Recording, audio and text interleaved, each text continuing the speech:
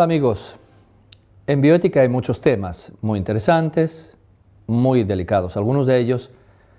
¿Y por dónde empezamos? Pues yo creo que lo mejor es empezar por el inicio, por el principio, es decir, por el inicio de la vida humana. Concretamente vamos a ver qué es el embrión humano. ¿Es un ser humano? ¿Es una persona? ¿O como algunos dicen, es simplemente un cúmulo de células y solo después de un tiempo de su gestación será un ser humano y una persona? Es lo que se llama la identidad, el estatuto del embrión humano. Vamos a preguntarnos, por lo tanto, ¿qué es este ser que vemos ahí en esa fotografía? O nos podemos valer también de estas preciosas imágenes que tenemos aquí, o imágenes, estas figuras. Uno se pregunta, ¿qué es esto? Esto visto así, pues es un muñeco, claro. ¿Pero qué representa? Si yo lo tomo así, pues parece evidente que es un niño, es un ser humano, ¿o no? Esto es un ser humano.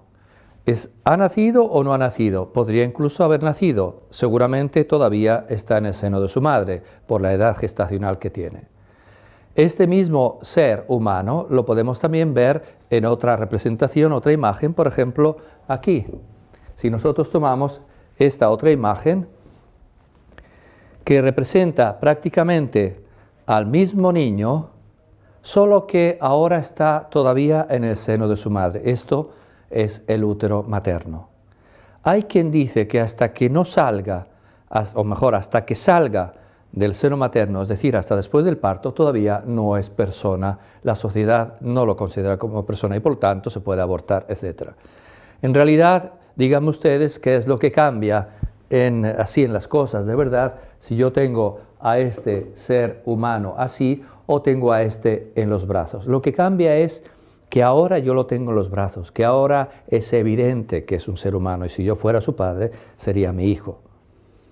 Y sin embargo, unos días antes, cuando todavía no había nacido y estaba con esta posición, ¿cambiaban las cosas realmente? ¿Era otro tipo de ser? No, era el mismo ser, antes dentro del seno de la madre, después fuera, pero es un ser humano.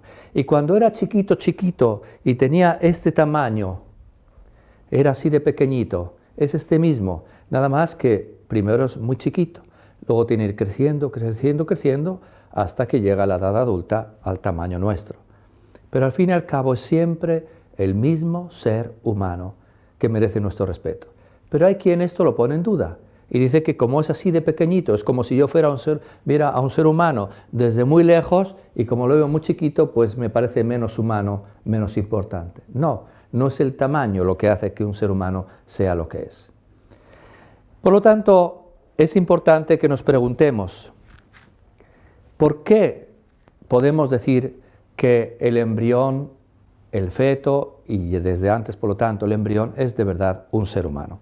Vamos a ver algunos datos que nos interesa considerar para esto. Primero vamos a ver que, ante todo, se trata de una cuestión decisiva. Decisiva para otros muchos temas. Tenemos que ver que hay varios problemas de los que trata la bioética o la biomedicina, como la fecundación in vitro, llamada FIVET, el diagnóstico prenatal, el aborto, etcétera, que son temas en los cuales nos ponemos preguntas en las que está en juego la respuesta a esta otra pregunta. ¿Qué es el embrión humano? Si el embrión humano, por lo menos al inicio de su existencia, es solo, como dicen algunos, un cúmulo de células, más o menos desordenadas, entonces es lógico, se le debe tratar como tal, como unas células. Si en cambio el embrión humano, como vamos a ver, es un ser humano a todos los efectos, entonces se le debe respetar como se respeta a cualquier ser humano. Por lo tanto, es un tema decisivo y es un tema muy actual. Antes no se ponía mucho en discusión esto. Se entendía que si una gatita estaba preñada, lo que iban a hacer eran gatitos, no ratones. Y si una mujer estaba embarazada, iban a hacer un niño, un ser humano. Sin embargo, una vez que se introdujo la práctica y la legalización del aborto, una vez que se puede experimentar con los embriones, se les puede sacar las células, como veremos después, para las células troncales, etcétera, etcétera. Hay algunos que dicen, bueno, ¿estamos seguros realmente de que es un ser humano? A lo mejor no. Y claro, al poner el punto interrogativo encima de la cabeza del niño, del embrión, ya puedes decir, bueno, como no se sabe si es un ser humano, pues a lo mejor lo podemos utilizar. Esto es lo que está pasando. Por lo tanto, hay una discusión actual que podemos como dividir en dos momentos, en dos puntos. Uno es la negación por parte de algunos de que sea un individuo. Se dice, no es un individuo humano, no es un ser humano, es un cúmulo de células. Vamos a ver después por qué. Hay toda una serie de fenómenos, como el de la totipotencialidad, la posibilidad de la gemelación, es decir, que en lugar de que nazca un niño, nazcan dos, o que no se ha formado la así llamada línea primitiva, esto lo vamos a ver después, y en base a estos fenómenos hay los que dicen, ¿lo ves? No es un ser humano. ¿Por qué? ¿Por qué se dan estos fenómenos? Hay un texto importante en este sentido, que es el famoso informe Warnock en Inglaterra en 1984, que dijo que sí sería útil, sería éticamente correcta la experimentación con embriones humanos, pero solo hasta el día 14, después de la fecundación del momento en que comienza a existir el embrión, porque en ese momento cambiaría algo. En realidad, dice, antes del día 14 podríamos hablar más bien de preembrión, en inglés pre-embryo, como dice esta experta McLaren inglesa. Por lo tanto, como es un preembrión, no es ni siquiera embrión, pues se puede usar para experimentar, aunque lo eliminemos. Hay otro filón, por así decir, en esta discusión, que es de tipo filosófico. El primero es más bien de tipo biológico, este otro es de tipo filosófico. Hay algunos que dicen, pero ¿realmente estamos seguros de que el embrión desde el inicio es persona? Y dicen, es que persona es alguien que tiene conciencia, que habla con los demás, que tiene sentido de la moralidad, que tiene libertad y autonomía, y el embrión evidentemente no piensa, no habla, no va a la escuela, no se puede casar, no hace la mayoría de las cosas que cualquier persona hace. Entonces algunos dicen, bueno, ¿lo ves? Por lo tanto no es persona en sentido pleno, por lo menos, o simplemente no es persona. Vamos a tener, por lo tanto, que hacer también un análisis filosófico sobre el concepto de persona. Vamos a ver un esquema muy sencillo. Ante todo tendremos que ver qué nos dice la embriología. Algunos datos embriológicos que, como veremos, nos dicen claramente que desde el primer momento de la fecundación se da la existencia de un ser humano, de un individuo humano. Luego quisiera yo ver con ustedes algunas de las objeciones que hacen algunos que dicen, no, aunque es verdad lo que has dicho, no es un ser humano por esto y por esto y por esto. Es muy importante responder a estas objeciones porque efectivamente hay algunos que caen en la trampa y dicen, no es todavía un ser humano. Luego vamos a hacer, como decía, una reflexión de tipo filosófico sobre el concepto de persona humana y finalmente haremos algunas consideraciones éticas finales, aunque en realidad las consideraciones, las aplicaciones éticas se harán sobre los otros temas. Como decía, muchos de esos temas que vamos a ver en bioética, fecundación in vitro, diagnóstico prenatal, aborto, etcétera, depende, la respuesta que se da a esos temas depende de la respuesta que damos a esta pregunta que nos estamos haciendo ahora, ¿cuándo comienza a ser un ser humano el embrión? Vamos a ver, por lo tanto, algunos datos de la embriología. Por ejemplo, la embriología nos dice claramente que desde el momento de la concepción estamos ante un ser humano. ¿En qué sentido lo dice? ¿En qué sentido los datos científicos lo muestran? Para que podamos decir que algo o alguien es un ser humano, tenemos algunos requisitos, algunas condiciones. Por ejemplo, ¿podríamos decir que esto es un ser humano? ¿O que algún día el vaso podría ser un ser humano? No, no lo es y no lo puede ser. ¿O el ratón que tengo aquí conectado a la computadora, al ordenador, es un ser humano? No, ni siquiera es un ratón, le llamamos ratón, pero no es tampoco un ratón. Es un objeto, un instrumento electrónico. ¿Qué se requiere para que yo pueda decir que algo, alguien es un ser humano, un individuo humano? Se requieren varias condiciones. En primer lugar, que haya vida. Si es un objeto muerto, inerte, no hay vida, no hay ser humano. Segundo, que esa vida sea humana, porque hay vida vegetal, hay vida animal, hay vida humana. Tiene que ser vida humana. Tercero, tiene que ser vida humana individual, porque cada una de mis células, por ejemplo de la piel, son vivas, están vivas, Son humanas, tienen los genes típicos de la especie humana, pero no son individuos. Yo no estoy compuesto de millones de individuos. Yo soy un individuo, las células no, son partes de un individuo. ¿En qué sentido podemos decir que hay una vida humana individual? En el sentido de que se trata de un organismo. Vamos a verlo un momento de cerca. Podemos hablar de un individuo desde el punto de vista biológico como un ciclo vital. Empieza a existir un ciclo vital, luego se reproduce, produciendo otros ciclos vitales de la misma especie. Este ciclo vital decae y muere, y empieza otro ciclo vital. Eso es a veces como lo designan los biólogos, un ciclo vital. Pero para que haya un individuo humano hablamos de organismo. Tiene que haber una realidad orgánica, orgánicamente estructurada, un sistema vivo orgánico. Sistema organizado vivo con células que forman tejidos, órganos, un sistema organismo. Yo estoy formado por células, por ejemplo de la piel, que se entretejen entre sí formando el tejido de la piel, que forman unos órganos, por ejemplo los riñones, el corazón, el cerebro, y todo ese conjunto forman sistemas, el sistema digestivo, el sistema nervioso, y todo ese conjunto de sistemas con órganos, células, etc., lo llamamos organismo. ¿Por qué yo, vamos a ver, yo me planteo esto, ¿por qué yo soy una persona? Porque soy un individuo humano, y por eso merezco un respeto, y por eso cada uno de ustedes que me está viendo y escuchando es una persona digna de respeto. ¿Qué significa que yo soy una persona? Significa, entre otras cosas, condición necesaria, que soy un individuo humano vivo. ¿Por qué soy un individuo humano? Porque soy un organismo vivo de la especie humana. Si fuera una cosa como este aparatito o como este vaso, yo no sería un individuo humano, no sería una persona, no merecería el respeto que merece una persona humana. ¿Qué significa que yo soy un organismo?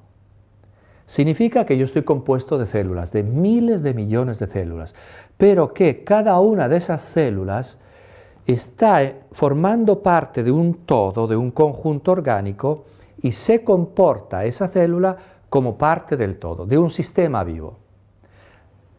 Por ejemplo, supongamos que se me infecta una célula del pie izquierdo. Esa célula podría simplemente morir y ahí se acabó todo. Y sin embargo sucede que esa célula infectada manda una señal, como una alarma. Esa señal es transmitida por otras células y eventualmente va incluso a llegar al cerebro, donde otras células del cerebro van a captar la señal de alarma, van a mandar que otras células, por ejemplo los glóbulos blancos, dentro de la médula ósea se reproduzcan más rápidamente porque hay que ir a agredir al enemigo allá en el pie izquierdo, allá abajo. Fíjense la distancia que hay a nivel del tamaño de las células entre una célula del cerebro y las células que están ahí abajo en el pie. ¿Podrían las células del cerebro decir, bueno, y a nosotras qué nos importa de lo que les sucede a aquellas células? ¿Es un problema de ellas? No, no es un problema de ellas, es un problema de todas las células, porque si aquellas siguen infectadas y no se curan, pueden morir también las del cerebro, muere todo el organismo. Por ejemplo, cuando hay una infección, el cuerpo tiene fiebre, sube la temperatura y sabemos que esto es un mecanismo de defensa de todo el organismo. ¿Qué es lo que está pasando aquí? Está pasando una cosa muy interesante. Está pasando que aquellas células y estas otras y todas las células que forman mi cuerpo no se comportan como partes aisladas, cosas aisladas que no se interesan, por así decir, de lo que pasa a las otras. No, se comportan como partes de un todo, de una realidad orgánica, un sistema vivo. Y por lo tanto, cada una de las células hace esto, deja de hacer aquello por el bien del todo. Esto es un sistema orgánico, esto es un organismo. Por eso yo soy un sistema orgánico de la especie humana, es decir, soy un organismo humano, es decir, soy un individuo humano, es decir, soy una persona. Y lo mismo pasa con cada uno de ustedes. Somos un ser vivo, humano, individuo humano y por ello persona en cuanto a organismos vivos. Y entonces la otra pregunta es, bueno, ¿y yo desde cuándo soy eso? ¿Desde cuándo soy un sistema organizado de células que forman un todo vivo, un individuo? La respuesta es muy sencilla, desde el primer momento, desde el momento de la fecundación. Desde ese momento yo comencé a ser yo. Era pequeñísimo, casi ni se veía, pero era yo. Era ya este ser humano que ahora les está hablando. Vamos a ver algunos datos que nos muestra la ciencia para demostrar esto. Recorremos aquí los primeros días de la vida de un ser humano. Aquí tenemos el útero de la madre, esto se llama endometrio, que es donde eventualmente va a anidar después el embrión. Aquí tenemos el ovario. En el ovario se van formando los óvulos, los ovocitos, que van a ser esas células que una vez más o menos cada mes, en una mujer fértil normal, se va a dar con el fenómeno de la llamada ovulación. Si se da el encuentro de este ovocito que ha salido del ovario una vez al mes y se encuentra con los espermatozoides, por ejemplo, por una relación sexual, se puede dar la fecundación. Y en ese momento hablamos precisamente de fecundación. La fecundación es el encuentro de dos gametos, se llama, dos células sexuales. Por parte de la mujer, el ovocito, que está aquí representado con esta imagen, por parte del hombre, el espermatozoide. El encuentro de estas dos células va a hacer que se produzca algo nuevo, que no es simplemente la suma del padre y de la madre. Yo tengo rasgos de mi papá, rasgos de mi mamá, pero no soy simplemente una fotocopia de ellos. Aquí es muy interesante ver que estas dos células tienen un ciclo de vida. Nosotros sabemos que un ovocito vive ¿cuánto? Vive 24 horas, no más. Una vez que se da la ovulación, sale del ovario, va a vivir un día, después muere. El espermatozoide, una vez que se da la relación sexual y entra en el organismo femenino, va a vivir 3 días, máximo 5. ¿Cuánto vivirá la unión de los dos gametos si se da la fecundación aquí? ¿Cuánto vivirá? Podríamos decir, bueno, 3 más 1, 4, o 5 en todo caso, más 1, 6 días. No, ¿cuánto vivirá el resultado de esta unión de estos gametos? No lo sabemos, 80 años, 90 años, 50 años. Y si es esto mismo, pero en una especie de tortuga, pues a lo mejor hasta 300 años. Es decir, no se trata simplemente de sumar una célula más otra célula, sino que se origina ahí una realidad biológicamente nueva que llamamos embrión. Si seguimos con nuestro esquema aquí de los primeros días de la formación del embrión, vemos que en un momento se da la fecundación, es decir, la penetración de la cabeza del espermatozoide dentro del ovocito, luego se divide en dos células y lo llamamos cigoto. Después de unos días tiene una forma que ahora vamos a ver que llamamos mórula. Después, más adelante, él va atravesando la trompa de Falopio, que es este canal estrecho que conecta el ovario con el interno del útero, el endometrio. Él va dando vueltas, acercándose hacia el útero y lo llamamos mórula. Ahora vamos a ver por qué. Más adelante lo vamos a llamar blastocisto. Estamos ya unos 5 o 6 días después de la fecundación, que es cuando el embrión está llegando al útero para intentar anidar ahí y ahí seguir su desarrollo. ¿Hasta cuándo? Pues hasta, si todo sale normalmente, hasta unos 9 meses después, cuando ya nacerá el niñito. Vamos a ver este mismo momento desde otra perspectiva con otras imágenes. Aquí tenemos de nuevo el mismo esquema de antes, el endometrio, el útero, la trompa de Falopio, el ovario con los ovocitos dentro. Si se da la fecundación, sucede que aquí tenemos en esta parte el sigma externo, que se llama técnicamente de la trompa, el cigoto, que es el primer momento después de la fecundación. Y ya aquí, repito, ya no estamos simplemente ante una suma de dos células, estamos ante una novedad biológica. Es un ser de la especie humana diverso del padre y de la madre. Ya tiene su código genético con las características, de momento escritas en programa, pero luego las desarrollará: el color de los ojos, el color de la piel, hasta la altura. La anchura ya depende un poquito más de cuánto uno se alimente después en la vida, pero muchas de las características de este individuo ya están escritas ahí. Ya es masculino o femenino. Ya podríamos pensar si lo vamos a llamar Pepito o Pepita, porque ya podemos saber, viendo los genes, si es masculino o femenino y tantas otras características. Ahora nosotros vamos a seguir su desarrollo en esta primera semana. Vean que él está envuelto por la zona pelúcida, una especie de cascarón que lo envuelve cuando es ovocito y ahora sigue ahí. De forma que él no va a aumentar su tamaño, porque si no se quedaría aquí como sin poder avanzar. va aumentando el número de células. Ahora lo vemos con 4 células. La célula pelúcida no se amplía, sigue el mismo tamaño. Sigue adelante y lo vemos ya, ahora lo llamamos mórula. Mórula significa pequeña mora en latín. Es el nombre que se le da porque tiene como esa forma de una mórula, de una pequeña mora, como esas que encontramos en los bosques y que nos comemos muy agradablemente.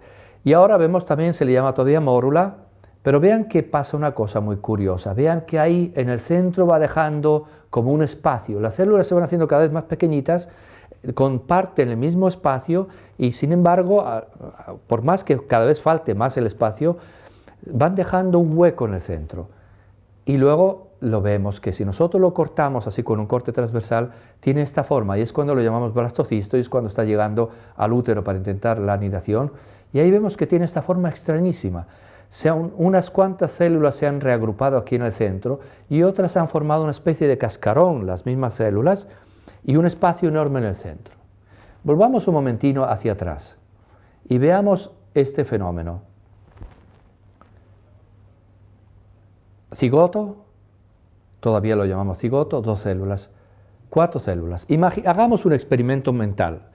Imaginemos que quitamos estas 4 células del embrión y las sustituimos con 4 amibas. 4 amibas son 4 células. ¿Qué pasaría con esas 4 amibas? Según ustedes, estas 4 amibas irían haciéndose cada vez más pequeñas al multiplicarse y en un momento dado irían dejando un espacio en el centro para quién sabe qué. No.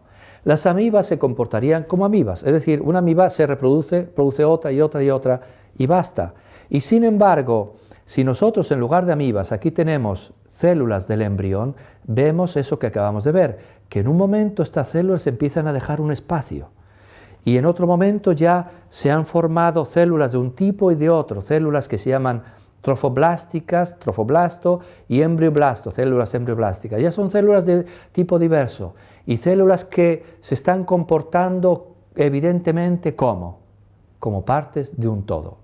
Si fueran amibas, no harían jamás esto que vemos en las células del embrión. Nunca dejarían un espacio en el centro, nunca se convertirían en células de un tipo diverso. Serían células que se multiplican como células, una igual que la otra. Estas células no hacen eso. Estas células se comportan como células que forman parte de un organismo, de una realidad orgánica.